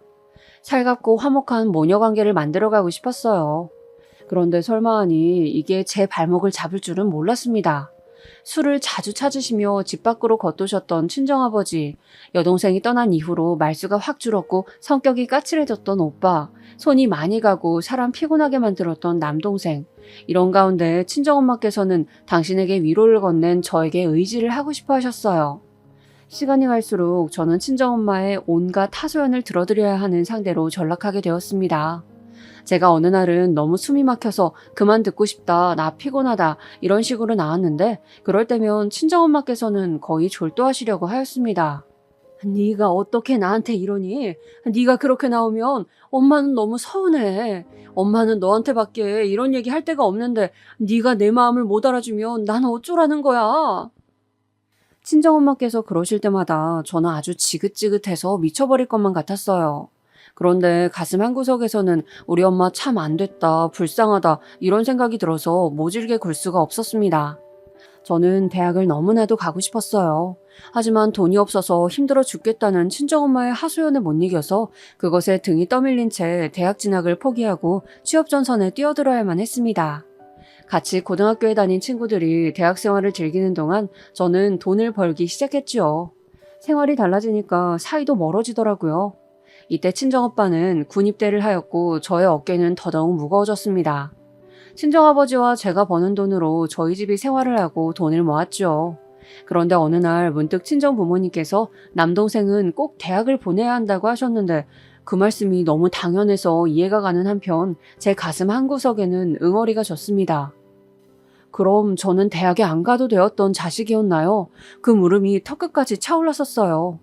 하지만 철없이 굴기에는 집안 상황이 여유롭지 않다는 것을 누구보다 잘 알고 있었기에 속으로만 삭혀야 했습니다. 결국 남동생이 대학 가는 것을 제가 뒷바라지를 다 해줬네요. 속상했지만 남동생이 잘 돼야 결과적으로 집안에 좋은 일이라는 생각으로 서러움을 꾹 눌렀습니다. 여동생이 떠난 이후로 내내 눌러 참고 살아온 저였지만 그랬던 저를 조금 변화시킨 계기가 있었습니다. 그건 바로 저희 오빠가 사귀던 여자친구랑 결혼하고 싶은 마음이 있다고 집에 알려왔을 때였어요. 친정 부모님께서는 아직은 결혼하기 이르지 않냐고 못발 나무라시면서도 우리 장남을 장가 보내려면 돈이 더 필요하겠는데? 이런 계산부터 바로 하시고 저에게 손을 벌리셨습니다. 와, 그때 기분이 정말 뭐라고 설명할 수 없게 비참했어요. 제가 마치 집에다가 돈이나 벌어 갖다 바치는 기계에다가 친정엄마의 하소연을 들어주는 공짜 상담사라도 된 기분이었죠. 그래서 저는 20대 때 오빠랑 사이가 좋지 못하였습니다. 오빠는 우리가 남이냐, 가족끼리 이것저것 재지 말아라 라고 하셨고, 저는 내 일방적인 희생으로 굴러가는 집안 꼴이 짜증난다며 맞섰습니다. 그 여자친구랑 크게 다투는 바람에 오빠는 결국 그때 결혼을 하진 않았었지만 저에게는 어떤 교훈 한 가지를 남겨주었고, 그래서 저는 홧김에 결혼하고 싶다는 욕망을 품게 되었습니다.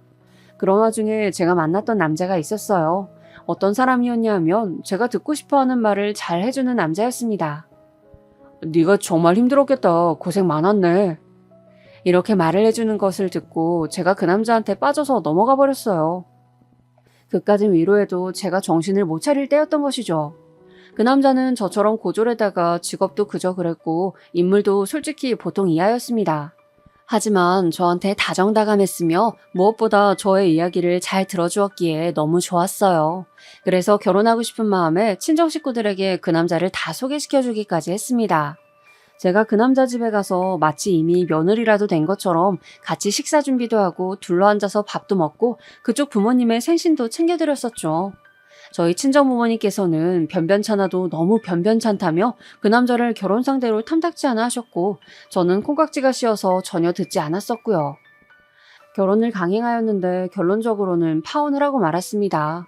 그 남자가 바람을 피웠는데 저한테 현장을 들켰거든요.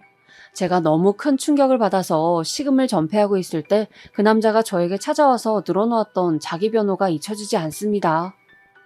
막상 너랑 결혼하려니까 너무 심란해서 그랬어. 너보다 잘난 여자를 만나고 싶었거든. 대학도 나오고 집안도 더 유복한 여자 만나서 멋지게 살고 싶은 욕심에 그런 실수를 저질렀다. 상처 줘서 미안해. 그런 뻔뻔한 변명이 또 있을까요? 지금 생각하면 완전히 정신이 이상한 놈이었어요. 저한테 바람 현장을 걸린 게 얼마나 다행이었는지.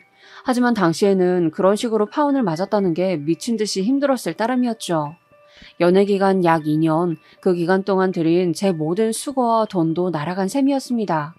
그 후로 저는 남자에 대한 기대치를 완전히 내려놓았어요. 대신 저를 배신했던 그 남자가 했던 말처럼 나보다 나은 상대와 결혼하고 싶다는 희망사항을 품게 되었습니다. 불같은 운명적인 사랑을 할 게 아니라면 그냥 조건이 더 좋은 남자랑 결혼을 하는 게 최고일 것 같더라고요. 제가 객관적으로 잘난 여자가 아니었기 때문에 저보다 훨씬 더 높은 급의 남자를 만나는 것은 아주 힘든 일이었고 절충안을 찾아서 저는 결혼을 하게 되었습니다. 제가 결혼한 남자는 우선 4년제 대학을 나왔으며 인물도 제법 괜찮았죠. 착하거나 부드러운 성격과는 거리가 멀었으나 자기 신념 확고해 보이는 모습이 마음에 들었습니다. 남편은 제가 생활력이 강하고 수도분해 보인다면서 결혼 상대로는 최고라고 생각을 했다더군요. 저희 두 사람끼리는 이해관계가 맞아떨어졌는데 문제는 시댁에 있었습니다. 왜냐하면 시댁에서는 처음부터 저를 마음에 안 들어했기 때문이죠. 남편이 장남이라는 것도 큰 몫을 했다고 생각해요. 남편은 삼남매 중에 맞이인데 자기 밑으로 여동생과 늦둥이인 남동생이 있었습니다. 다닌다는 직장 얘기 듣고서는 그래도 그 정도면 어디 가서 부끄럽지 않겠다고 생각을 했었는데 고졸? 최종 학력이 고등학교 졸업인 건 꽤나 큰 하자인 것 같아서 기분이 좀 그렇네요. 인사드리러 갔었던 첫 만남에서 시어머니께서는 저에게 그런 식의 말씀을 하셨었죠. 저는 고졸이라는 저의 최종 학력이 결코 만족스럽지 못하였으나 남한테 부끄럽다는 생각을 가지고 살아오진 않은 바였습니다. 집안 상황상 그때는 제가 대학에 가기 어려울 때였고 저는 사회 경쟁력을 열심히 쌓아오면서 제가 이뤄낸 것들에 대한 보람과 자부심이 조금은 있었거든요. 직장에서도 제가 고졸이랍시고 불합리한 대우를 딱히 받은 것도 없었고요. 그랬기에 시어머니의 반응은 저로선 너무 의외였으며 당황스러웠습니다. 우리 아들은 멀쩡한 대학 나왔고 우리 딸은 곧 박사학위 딸 사람인데 아이고 차이가 나도 너무 나서 민망해 죽겠네. 우리 집에 고졸이 며느리로 들어온다니 본인이 적응이나 잘할 수 있겠어요? 그때 당시에는 시어머니께서 저를 대놓고 비우신다는 생각까지 못하고 그냥 저를 떠보시는 거라고만 여겼었어요. 그러니까 눈치 없이 해맑게 웃으면서 대답을 해드렸었겠죠. 네, 그럼요. 당연하죠. 앞으로 잘 부탁드려요, 어머님. 제가 어머님께 예쁨 받을 수 있도록 열심히 노력할게요. 아니, 고졸은 고졸 집안으로 시집 가는 게 마음이 편하지 않겠나 싶어서 나는 말을 던져본 것인데. 아니에요, 어머님. 저 마음 하나도 안 불편해요. 어머님의 며느리가 되어서도 마음 편하게 잘 지내겠습니다. 저의 반응을 보면서 아마 시어머니께서는 뭐 이런 게 다 있나 싶으셨을 것 같네요. 그때 그 순간으로 시간을 돌릴 수만 있다면 저는 시어머니의 모욕적인 언사 앞에서 다른 반응을 할 것 같지만 지난 걸 되돌릴 수는 없는 노릇이었죠. 남편한테는 좀 욱하는 성격이 있었는데 그게 저랑 결혼 진행을 하면서 이상한 쪽으로 발휘가 되었어요. 시댁 식구들한테 남편이 어느 날 욱해서 이런 식으로 말을 하고 만 거예요. 내가 하기로 결정한 결혼인데 왜 토를 달고 여기에다 태클을 거는 거야? 내가 한다잖아. 내가 하고 싶다잖아. 이 결혼을. 그 바람에 어영부영 결혼을 하게 되었으니 어이가 없는 전말을 품은 결혼이었죠. 그래서 저는 지인들한테 조건이 제가 확 기우는 결혼을 어떻게 그렇게나 빨리 시댁 쪽에 승낙을 받고 진행할 수 있었는지 진상을 밝히지 않았답니다. 시댁에서 저를 낮잡아 본다는 것도 남편의 욱하는 다혈질 때문에 결혼이 결정되어 버렸다는 것도 남한테 말하기는 꺼려지는 진실이었으니까요. 제가 결혼한 걸 두고 저를 아는 사람들은 땡 잡았다, 정말 잘 되었다면서 축하를 해주었지만 그 실상은 그러지 못하였습니다. 제가 잡은 땡이 좋은 땡이 아니라 나쁜 땡이었거든요. 진실된 사랑을 쫓아 결혼하지 않고 조건을 앞세웠던 것이 저의 잘못이었을까요? 결혼 생활은 별로 행복하지 못하였습니다. 무엇보다 시어머니의 눈치를 자꾸 살피게 되었죠. 저를 보실 때마다 표정에서부터 이미 심술을 드러내셨고 항상 저에게 잔소리를 하고 싶으셔서 그 인매가 언제나 실룩거렸습니다. 그런 시어머니의 모습을 볼 때마다 저는 속이 얹힌 기분이었어요. 가슴이 갑갑하였고요. 거의 화병이나 다름없었죠. 제가 남편보다 못한 직장에 다니고 있었지만 엄연히 직장인이었는데 시어머니께서는 그걸 인정을 안 해주셨습니다. 고졸이 다니는 직장에서 하는 일이 다 보잘것없지 뭐. 대단한 일이라도 할 것도 아닌데 그까진 일 좀 다닌다고 바쁘다 피곤하다 핑계대기는. 그런 싸가지 없는 태도는 어디서 배웠는지. 아니지, 그런 것조차 배울 데가 없어서 아예 배우지를 못했겠구나. 그냥 천성 자체가 그런 것이야. 저를 하도 부려먹으려고 그러셔서 제가 직장인이라는 방패를 내세웠더니 그마저도 탐탁지 않게 여기셨죠. 그때 남편의 여동생, 그러니까 저의 시누이가 박사 학위를 따내는 바람에 제가 경멸당하는 분위기가 제대로 조성이 되어버렸습니다. 시어머니께서는 막말을 숨쉬듯이 너무나도 아무렇지 않게 자연스럽게 뱉으셨어요. 우리 딸이 그렇게나 공부를 열심히 해서 박사까지 되는 동안 누구네 딸은 고졸에 머물렀는데 한 집에서 조우를 하게 되다니 이 무슨 불공평한 상황인가 모르겠네. 이래서 노력 하나 없이 그저 시집만 잘 가면 되는 줄 아는 한심한 여자들이 우리 딸처럼 멋지게 사는 여자들을 먹칠하는 거라니까. 시어머니의 논리는 이러하였습니다. 시누이는 대학을 나온 것은 물론이고 박사학위까지 딴 대단한 여자인데 저는 고졸밖에 안 되는 주제에 결혼으로 엮어서 둘이 한 집안 식구가 되었으니 격이 안 맞다는 것이었어요. 제가 집안의 흠이라고 보셨죠. 저 스스로 부족함을 알고 시댁에 헌신적으로 봉사하라는 뜻을 넌지시 내비치기도 하셨습니다. 매번 가만히 들어드리면서 어색하게 웃음만 짓고 있었더니 점점 저를 더 우습게 여기시더라고요. 하지만 제가 참았던 것은 시어머니, 시댁 식구들을 위해서가 아니었습니다. 참고 사는 것이 제 인생에서 습관이 되어 있었기 때문이에요. 친정엄마께서는 제가 원래 생각했던 결혼 생활이 아니라서 힘들다고 말씀을 드렸을 때 마치 기다렸다는 듯이 당신의 힘든 이야기를 되려 꺼내셨던 분이었죠. 너는 엄마가 네 아버지랑 이날 이때까지 행복하게만 살아온 것 같니? 네 눈에는 그렇게 보여? 아니야, 절대로 아니야. 엄마는 그냥 이 악물면서 참아온 세월이 훨씬 길었고 네가 지금 결혼해서 힘들다고 하는 건 장난 같은 투정 수준이란다. 친정엄마께서 저의 고민을 아무것도 아닌 것으로 치부하시는 순간 왠지 자포자기가 되었습니다. 저는 제가 희생하는 역할에 놓이는 것에 익숙하기도 하였고 막말로 이혼이라도 해서 이혼녀가 되면 어쩔 거냐는 가정에 부딪힐 때마다 겁이 났었어요. 이혼해도 뾰족한 수가 없다는 생각을 하면서 그냥 인내하였습니다. 하지만 저도 사람인지라 시어머니께서 저를 우습고 하찮게 여기시는 것에 늘 아무렇지 않을 수는 없었죠. 하루는 시어머니께서 저한테 이러시더군요. 우리 딸이 얼마나 잘났는지 알고 나서 너는 아무렇지도 않디? 같은 여자인데 어쩜 이렇게 다를까? 분명히 여자라는 핑계를 대고 안 해온 일들이 많았겠지. 사람이 이렇게나 발전이 떨어져서야. 그때 마늘을 까고 있었는데 하마터면 순간적으로 열이 받아서 깐 마늘 바가지를 시어머니의 면상에 엎을 뻔하였습니다. 여자라는 핑계? 정말 어이가 없었네요. 저도 누가 공부를 더 시켜주었다면 당연히 했었겠죠. 여자라는 것을 앞세워서 뭔가를 안 해본 적은 인생에서 없었고 오히려 손해를 봤으면 봤던 인생이었습니다. 시어머니께서 자꾸 저를 이상한 논리로 비웃으시는 게 짜증이 났지만 당시에는 앞에서 크게 못 따졌어요. 대신에 자려고 밤에 누우면 그때 그렇게 받아칠 걸 이런 후회가 자주 들고는 했습니다. 시누이는 어렸을 적에 2차례 크게 아팠었대요. 그래서인지 시부모님께서 더욱 애지중지하는 자식이었으며 아무래도 딸이다 보니까 아들보다는 섬세하게 상대를 해주신 것 같더라고요. 저도 원래 그 사정을 몰랐다가 시누이가 옛날에 아팠었다는 것을 알게 되고부터는 잘해주고자 했었어요. 왜냐하면 어린 나이에 세상을 떠나야 했던 제 여동생이 떠올랐기 때문이죠. 여동생이 떠나지만 않았다면 친정아버지께서 술을 가까이 하게 되지도 않았을 것이고 친정엄마께서 우울증에 걸리지도 않으셨을 것이고 오빠의 성격이 바뀌어버리지도 않았을 것이고 남동생도 화목한 가정의 모습만 보면서 자랐을 것이라는 그 희망 고문과도 같은 슬픈 가정을 저는 아주 오래도록 해왔습니다. 그랬던 저였기에 시누이가 괜스레 애틋하기도 하였어요. 제가 시누이보단 언니이기도 하니까 더 잘해줘야겠다는 생각이었고요.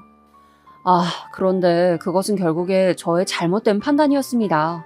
호의가 계속되면 권리인 줄 안다는 그 영화 속 명대사처럼 제가 잘해줘봤자 시누이는 점점 더 저를 호구 취급하더라고요. 그리고 슬슬 태도가 점차 건방져졌어요. 제가 무슨 말을 걸거나 부탁을 하면 꼭 대답하는 말투가 건성이었습니다. 마지못해 네네 하는 느낌 뭔지 아시죠? 꼭 그렇게 구니까 대놓고 지적하자니 제가 속이 좁은 사람이 되는 것만 같아서 그냥 두었네요. 매일 보고 사는 것도 아니니까 그러려니 하다가 저는 시어머니의 언행에서 한 가지 특징을 잡아냈습니다. 시어머니께서는 저를 낮잡아보고 싶으셔서 일부러 제 앞에서만 자꾸 고조를 들먹이셨고 시누이가 박사라는 것을 강조하셨어요. 저 없는 자리에서 안 그러신다는 것을 알게 된 이후로는 시어머니가 달리 보이더군요. 처음에는 그래, 얼마나 자기 딸의 잘남을 자랑하고 싶으시면 저러실까. 그런데 매번 자랑하실 때도 마땅치 않으니까 나한테 그러시는구나. 내가 그냥 들어드리자. 이런 식으로 견디고 넘겼는데 제가 또 바보에다가 호구였던 것이죠. 제가 저를 향한 시어머니의 태도 때문에 너무 스트레스 받는다고 남편한테 자주 말을 했었습니다. 힘들고 짜증나고 서럽다는 심정을 토로했었는데요. 초반에는 대충 들어주는 신용이라도 했던 남편이 어느 날은 저한테 확 신경질을 내더군요. 그래서 나보고 뭐 어쩌라고. 맨날 징징거리고 우는 소리밖에 못하네. 너는 네 앞가림도 혼자서 못하냐? 우리 엄마한테 앞으로 제대로 교육받고 정신 좀 바짝 차려라. 아무리 그래도 말을 저렇게까지 할 필요가 있었을까요? 저는 남편한테 서운하다 못해서 마음이 차갑게 식는 기분을 느꼈습니다. 그리고 더 이상 남편에게 저의 속마음을 이야기하지 않게 되었어요. 왜냐하면 제가 친정엄마로부터 각종 하소연을 들어줘야 했던 지난 세월이 자꾸만 떠올랐었거든요. 제가 다름 아닌 친정엄마의 그런 모습을 닮아서 다른 사람에게 감정적인 하소연을 하게 된 것만 같아서 싫었습니다.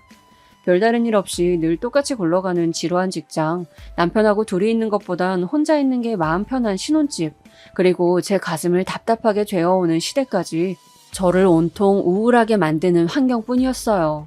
그런 와중에 시어머니께서는 제 점심시간에 맞춰 전화까지 해가시면서 시누이 자랑을 늘어놓으셨습니다. 무슨 얘기인가 했더니만 시누이가 저보다 월급을 훨씬 더 많이 받는다면서 역시 고조라고 박사는 하늘과 땅 차이라고 하시더군요. 너무 짜증나서 한 귀로 듣고 흘려버리고 말았는데 어느 날 제가 정말 우연히 시누이의 비밀을 알게 되었어요. 그 시작은 신우이가 투잡을 한다는 걸 알게 되면서부터였습니다. 종이책 말고 컴퓨터나 휴대폰으로 보는 전자책 뭔지 아시죠? 그렇게 볼 수 있는 웹소설을 신우이가 쓰고 있었어요. 제가 그걸 알아내려고 알아냈었던 게 아니라 제가 고군분투하면서 갈비찜 양념을 혼자 만드는 동안 신우이가 슬그머니 거실로 TV를 보러 자리를 뜨면서 남겨놓고 간 휴대폰 화면을 언뜻 봐버린 것이 계기였습니다. 언니, 저는 잠깐 소파에 앉아있다 올게요. 허리가 아파서 그래요. 그런 핑계를 대면서 얄밉게 TV 앞에 소파에 앉은 신우이는 잠깐이란 말을 지키지 않았고 놔두고 간 휴대폰의 화면이 켜져 있길래 제가 무심코 봤는데 그게 웹소설의 연재 페이지였어요. 그리고 신우이가 그 글의 작성자였기 때문에 관리자 모드로 되어 있더라고요. 제가 깜짝 놀라서 정보를 외워뒀다가 따로 검색을 해봤습니다. 그랬더니만 신우이가 저급한 소재와 내용의 소설을 써서 그걸로 돈을 벌고 있었던 사실이 드러났습니다. 이상하다. 이 정도 분량이면 취미로 시간을 할애하는 정도가 아닌데 이걸로 본격적인 돈벌이를 하려는 모양새잖아? 도대체 왜일까? 시어머니께서 그렇게 입에 침이 마르도록 칭찬을 대시며 저를 깎아내리는 도구로 사용하시는 신우이의 비밀이라니 제가 궁금하지 않을 수가 있어야 말이죠. 저는 신우이가 다닌다는 회사가 도대체 정확히 뭐 하는 곳인지 어떻게 돌아가는 곳인지 알아보다가 한 가지 희한한 사실을 접하게 되었어요. 충격적이게도 그것은 바로 고졸 입사 전형이었습니다. 그 사실을 알고부터 집요하리만치 캐내게 되었는데 저는 일단 제가 알아낸 바를 함구하였어요. 남의 비밀을 가지고 무슨 스토커 마냥 따로 조사해서 알아봤다는 점이 너무 음흉한 것 같다. 이게 할 짓이 맞나 싶네. 제 자신에 대한 성찰이 들었기 때문이었습니다. 왠지 스스로 부끄러운 느낌이었죠. 하지만 신우이의 비밀을 알게 된 이후로 저는 더 이상 전처럼 신우이를 볼 수는 없었습니다. 신우이를 보고 있으면 왠지 제 안에서 냉랭한 기운이 올라왔고 시어머니의 비아냥도 예전과 같은 기분으로는 받아들여지지 않았죠. 저를 가만히 두었다면 저는 워낙 답답한 호구였기 때문에 먼저 그 비밀을 발설하지 않았을 테고 신우이의 평화는 더 오래 갔을 거예요. 하지만 그 사건 하나가 터져버리고 말았죠. 갖은 핑계를 대고 방문을 미루고 있었던 시댁이었는데 모처럼 갔던 날이었어요. 식사 준비 다 해놨다고 와서 저녁 먹자고 시부모님께서 분명히 그러셔서 갔건만 준비가 거의 안 되어 있더라고요. 얄미운 남편은 거실에서 시아버지와 TV나 보고 앉았고 더 얄미운 시누이는 어머니께 나랑 언니랑 마저 다 할게 이런 식으로나 말을 해놓고선 실상 자기는 거의 아무것도 하지 않은 채 저에게 전가하였습니다. 저한테 언니는 진짜 음식 간 맞추시는 거 잘하시네요 라면서 자꾸 제가 다 하도록 부추겼는데 결혼 직후에나 그런 수법이 통하였지 이제는 그 시커먼 속내가 다 보였습니다. 어이가 없어서 실소가 지어지더라고요. 그래도 그냥 대충 상황을 마무리하고 식사까지 마쳤어요. 그때 시어머니의 사촌 여동생 되는 분으로부터 과일을 들고 방문하겠다는 연락이 왔습니다. 저는 솔직히 너무 불편한 자리가 될 것 같아서 별로였지만 나머지 식구들은 맛있는 과일을 받아 먹을 생각에 즐거워만 하더군요. 예의상으로나마 저의 의견을 물어보는 사람은 아무도 없었습니다. 가라앉은 기분으로 식사 뒷정리를 한 뒤에 설거지는 제가 시누이한테 맡겼어요. 준비도 제가 다 했고 설거지는 늘 저의 몫이었으므로 이번에야말로 전가를 하고 싶었거든요. 시누이가 입술을 삐죽거리면서 자기 부모랑 오빠가 있는 거실 쪽을 힐끗거리더니 상당히 마지못해 한다는 표정으로 이내 고무장갑을 꼈습니다. 저는 잔반이 들어간 냉장고 정리를 했죠. 제가 깔끔하게 정리를 마쳐놓고 이따가 과일 먹을 것을 대비해서 쟁반 같은 것도 준비를 하고 있는데 그때까지도 시누이는 미적거리면서 설거지를 덜 마친 상태였어요. 괜히 거들고 싶지 않아서 저는 모른 채 하고 두었죠. 바로 그때 시어머니의 사촌 여동생분이 도착을 하였습니다. 샤인머스켓 2상자를 들고 오셨더라고요. 우리 딸이 최고로 좋아하는 과일 왔다. 어머, 지금 뭐야? 네가 왜 설거지를 다 했어? 시어머니께서는 그렇게 외치면서 부엌에 들어오셨고 설거지를 마친 후 고무장갑을 벗고 있던 시누이를 발견하셨죠. 저는 그 반응에 무척 당황스러웠습니다. 그럼 제가 설거지를 꼭 했어야만 했었다는 건가요? 제가 떨떠름한 기색으로 있는 것을 본 시어머니께서는 금세 얼굴에 열이 오른 낯으로 저한테 삿대질을 하셨습니다. 너 해도 너무하는 거 아니니? 네? 제가 뭘요? 아니 상식적으로 말이야. 고졸인 네가 박사님을 알아서 모셔야지 왜 부려먹고 있냐고. 시어머니야말로 해도 해도 너무하는 분이셨어요. 세상 천지에 설거지에 대고선 고졸과 박사를 운운하는 사람이 어디에 있다는 겁니까? 기가 막히기도 하고 너무 모욕적이기도 해서 제가 입술만 꽉 깨물고 있는데 신우이가 웃음을 참는 표정으로 입가를 실룩거리는 게 보였어요. 그 다음으로는 뭔 소란인가 싶어서 부엌으로 온 나머지 시댁 식구들이 보였죠. 비단 이 집안에 시집온 이후부터가 아니라 저의 지난 세월 동안 쌓여왔던 출처 모를 분노가 그 순간에 확 터져나오고 말았습니다. 박사님이라고요? 여기에 대체 박사님이 어디 있다는 말씀이시죠? 저희는 공평하게 고졸인데요. 얘가 무슨 헛소리를 하는 거야? 내 딸이 박사학위 딴 거 모르는 사람도 여태 있었니? 그건 아마 학력 위조된 걸 보신 걸 거예요. 왜냐하면 애초에 아가씨는 대학에 입학만 하고 졸업은 안 하셨으니까요. 제가 자신만만하게 외치자 시어머니께서는 저를 미친년 보듯 하셨다가 눈을 슬쩍 돌려서 신우이를 보셨습니다. 반박을 하고 싶은지 입술만 달싹거리던 신우이는 결연에 찬 저의 눈빛을 보고 이내 시선을 내리깔았습니다. 학력 위조라니? 그럼 범죄자 같은 행동을 내 딸이 왜 한단 말이야? 어머님, 아버님의 기대가 하늘을 찔렀으니 그랬겠죠. 아가씨는 지금 직장에 고졸 학력으로 입사하셨죠? 그래서 급여도 낮고 그래서 다른 부업으로 수입을 충당하셨죠? 충격 속에 빠진 시댁 식구들의 눈이 모조리 신우이에게 쏠려 있었습니다. 시어머니께서는 당장이라도 쓰러질 듯 어느새 안색이 창백해져 있었어요. 아까부터 무슨 소리를 하시는 건지 저는 모르겠네요. 그리고 언니, 제가 부업이 있기는 뭐가 있다고 그러세요? 그래요? 그럼 제가 잘못 알았나 보네요. 저는 아가씨가 도저히 가족들한테는 밝힐 수 없을 정도로 엄청난 수위의 소설이라도 써서 돈을 버시는 줄 알았거든요. 어머님, 그게 뭔지 한번 보실래요? 제가 휴대폰을 꺼내들었을 때 신우이가 불이 나게 달려와서 저를 막아섰습니다. 그 모습에 시어머니께서는 자리에 털썩 주저앉으셨죠. 의미 없는 설전이 오갔고 격분한 시아버지께서는 신우이의 뺨을 후려치시려다가 갑자기 그 손으로 뒷목을 잡으셨습니다. 놀란 시어머니의 사촌 여동생분께서 119를 부르셨고 잠시 후 구급차가 도착하자 이웃들이 무슨 소란인가 싶어서 다 기웃거리고 아주 난리도 아니었습니다. 저는 혼란을 틈타서 어느 이웃분께 짤막한 전말을 알려드렸어요. 딸이 박사라고 그렇게 동네방네 자랑을 하고 다니셨는데 알고 보니 전부 거짓이었대요. 고졸인데 속여왔던 거죠. 그래서 뒷목 잡고 쓰러지신 거예요. 마치 남의 집 이야기를 하듯 슬쩍 흘렸더니 그분이 엄청 놀라시면서 금세 다른 이웃분들께 그 전말을 전하기 위해서 움직이시더군요. 소문이 퍼지는 건 순식간이었습니다. 저는 후회하지 않았어요. 지르고 나니까 속이 시원하더라고요. 남편의 찌질한 모습을 보게 된 것은 유감이었지만요. 너 나한테 이혼이라도 당하고 싶어서 이래? 자기가 제 목줄이라도 쥐고 있는 양 구는 모습에서 그 어떤 위압감도 느낄 수 없었습니다. 되려 웃음이 나오더라고요. 말 잘했네. 그래, 이혼하자. 너 같은 놈하고 더 살아주기에는 내가 아까워.